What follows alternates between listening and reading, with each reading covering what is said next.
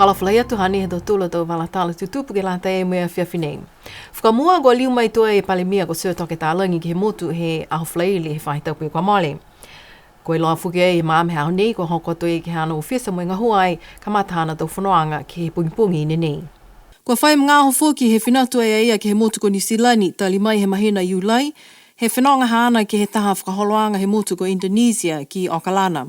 Mo nofo ia ke lata mo tau puakianga he tau ke kafo ke hana malolo sino. Ko moa mai e tau nu mela ke lata e me tu tangata whanonga mai ki he motu ke lata e me ko ata whakamua he tau nei. Mai ka mata e he mahina ha Ianuari ke he mahina ha Masi. Ko ki sea ai ko tō hifo e tau nu mela nei ke whakatai atu ke he tau mahina ia he tau kwa mole. Ko e ua e awhi e tōlu seu me hong fulmalema e tau tangata whanonga mai ki he motu, ka mata e he aho taha e mahina Ianuari ke aho tōlu fulmataha he mahina Masi he tau nei. Ko e walu poini ua e pasene ne tō hifo ai ke he tau nu mela whakatai ke he tau kwa mole. Ka ono ke tau mahina takitaha ke he kuata ia, ko e tō hifo lahi e nu mela ke he mahina ha Masi, ko e hong fulu poini taha e pasene, mai he tau nu mela he mahina ha Masi he tau kwa mole. Ko e lau lahi e tau tangata whanonga mai ke he motu ko lau tōlu whanonga vaeva, ko e tahe awhi mo i tōlu mfulu ia lau tōlu ia neo mai paua ki ke vaeva mai ke he motu. Whae seo liu mfulu mawha neo mai ke ahiahi e tau mga whao me tau kapisinga, ue seo tōlu mfulu maua neo mai ke he tau whekawheka wanga ngahua tunga e tau tangata o mai ke lata me tau whanoanga kua whakahoko ai ke he motu. Toko hiwa e tau tangata he kuata nei ne pehe kua o mai paua ke lau tōlu ke no nofo tū mau. Ka ono ke tau wahanga ngahua he tau tangata nei, ko e lau lahi e lau tōlu ke tau tangata ngahua, ko e fitu seo whangu fuluma lima, e katoa. Ue seo fitu fuluma fitu e tau whanau o aonga me tau whanau i kiki, mo e toko tahe seo walung fuluma ono i lau tōlu, ko e tau tangata ko o kioki mai ke tau whakawhikawanga ngahua, ha lau tōlu sipia foki me tau tangata nā kai whai ngahua. Ko e tau numela he tau tangata whenonga atu, mai he motu ko Niue ke tau motu kehe, ko e ue awhi, whai seo mo e ono fuluma wha e tau tangata. Koe whai tau pue kua mole, kua tolo mai ei toko ua fulumataha e tau takitaki he tau aonga he motu ha New Zealand. O mai e lau tolu ke talia e tahawina he whahe whakakotama he motu, ko kumilango matai atu ai ke lau tolu ke he tau whakakoanga ngahua mai tau takitaki he tau aonga he motu. Koe takitaki he aonga Romandale, ko e tangata Niue ko kā wāsau, pehea ia toko hong fuluma whai tau takitaki whai aonga mo e toko hong fuluma lima e tau hangai takitaki. Toko taha foki mai he tau matakau takitaki he tau aonga. Mai ia lau tolu nei toko hong fuluma tolu mai he e tau aonga i Okalana, mo e toko taha e takitaki aonga mai he maanga tose ko Paeroa. Ko ia foki ko e taha he tau takitaki aonga toko tolu, a lau tolu ko e tau tangata Niue. Ko e tau kākoanga mo e tau whono he whahi tau pia kua mole ke maua ai foki e tau mātutakianga he tau aonga neua i Niue nei, mo e tau aonga kehe mai i New Zealand. Pehe foki a kā wāsau, ko e taha mena ni mahuinga ke tau whakaholoanga he whahi tau pia kua mole, pehea ia ke whakamalolo e tau mātutakianga mo e tau anga whakamotu mua atu ki he wangahau Niue. For 2 days we spent time. Tali e hoko mai a mautolu ke he motu, ua e aho ne ngahua ai a mautolu mai aonga he tau whanau i kiki, mai aonga whakamahani, mai aonga toko lunga. Koe aho nei kua whakata ai e whae whakakotama he motu, ke pā e tau aonga ne ua, ke mai ke tau whae aonga he motu ke o mai he tau whakakoanga nei he aho nei. Koe mena mitaki lahi ke whai whalanaki pe nei e whae whakakotama, ke he tau whakakoanga pe nei mai tau whae aonga, ke mai ke alo tolu ke kau whakarataha ke tau whakakoanga pēnei. Kai mahuinga lahi foki e tau whakakoanga pēnei, ke lata mo e tau takitaki he tau aonga mai New Zealand. Kua whiawhia lahi a mo tolu ke he tau whai aonga nei, mo e whakaue lahi ke he tau whakalofa, kua whakalofa mai ma mautolu. Koe taha pisinisi whakafua vanilla he motu ne ka hingoa ai kua Niue Vanilla International. Kua mahomo atu ki mua e tonga hua halau tolu ke he mga nei, kua kamata e halau tolu ke whakafua atu ai vanilla ha Niue ke he motu ko Lucia. Mai ke ai ke whakatutala ai me mokoloa ko Stanley Kaloni ke he hana whaama tolu eka ke he maanga ko Hakupu. Lahi ma tolu atau makesi mani i whawhiralolangi ko Australia, New Zealand, Japan, hoko whuki ki Europa. Tō longa whuki te koutu Europa ma tōlu whai uta i te Manila ki Niue, i Niue ki ai. Mga honi koe whai kautahafo ni manako i ke Moe Vanilla Niue mai i Russia. Moscow, so ko fita mo turu he whakafua ki e tau koloa Niue vanilla. Si onono ki mua, hanganga mitaki ki o atu fuki ki whakatata mo e whakatolomba ki e tau ngahua o Niue vanilla ki motu ia.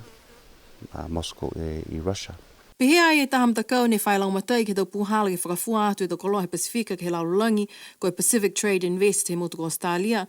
Pehea lau tōlu ko pesini e tose e motu ko Niue mo e tau numela tangata ngahua whanua ke whakatai atu ke he whalo e tau motu he lalahi laulangi ko a lewa e whakafua e tau vanilla tunga e motu ko Madagascar, Mexico, Indonesia mo e kautu ko Saina.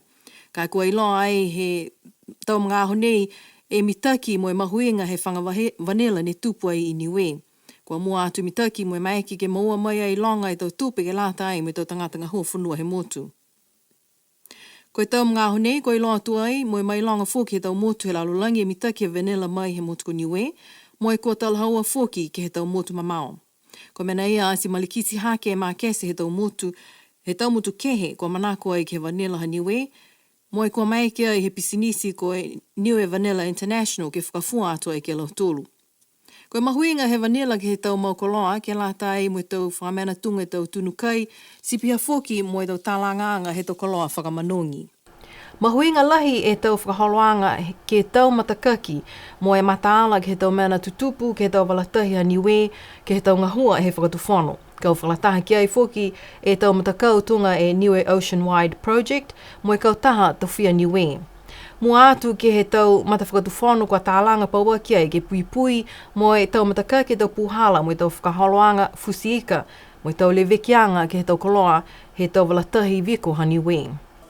Ko maeke ai ke he whailang matai ke he tau whakaholoanga nei, ko tau se ai ke he whahi tau pui kua mole ke he tau whakaongaanga he tau lākau fōu ke he waha nei, tunga e tau whalele kiki mo e tau pukiata ko maeke ai ke tapa ke tau ata ka lele viko ai, ko e tau unmanned aerial vehicles po ke tau drones ne whailoa ai.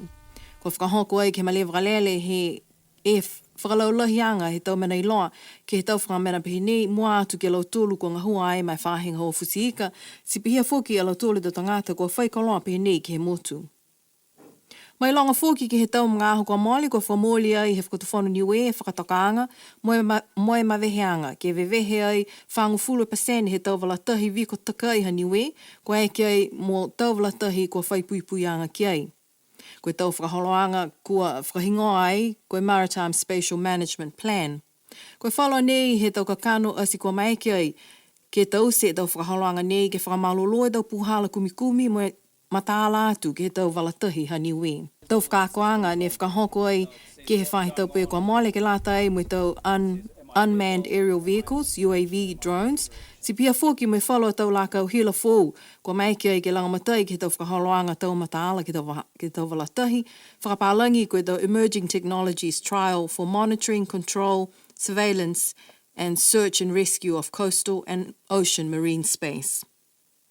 Kua whai mga aho foki, he mailonga he tau takitaki he motu e mahuinga ke he tau whakaholoanga penei. Ko e palemia he motu pihia mo i tau ikipule ke kapeneta kua whai mga aho, he whakakisi halau tōla tau manako ke whai mena penei ke langamatai a ke tau puhala tau mataala mo i le veki ke tau walatahi a Niue, lauia ki ai e tau ululu ko beverage ne mamau mai mo i motu. Ke whakausia ke tau tōla tau walatala ke a whiawhi nei, ko e matakau e tau whiwhine he maanga kua loftu ke lau, ne whakahoko e halau tōla aho whakatata, ke he tau tufunga halau tōlu. Ke he aho lotu he whahitau pui kua mole.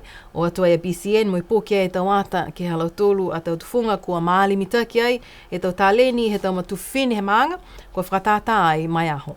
Whakahoko ai e taonanga nei ke he whale tolo he maanga. Tokolonga ai e lau tōlu kua whakatata ai halau tōlu a tau tufunga lalanga mo i tau tufunga tui. Kua longa i tau koloa lalanga, tunga i tau kato, tau lili, kua sia ai mo i tau koloa kehe si pihia foki ke tau ie pili kua maali ai mo i whakatata viko ke he whali. Kua mana ki ai e maanga kua loftu ke lau ke whakahoko halau tōlu a aho whakatata pauaki ki paliasi he aho whaiumu he whahitapu nei. Si pihia tau tōlu tau walatala tutupu ke lata e mea whiawhi nei, kia manuine pō, nona whaa.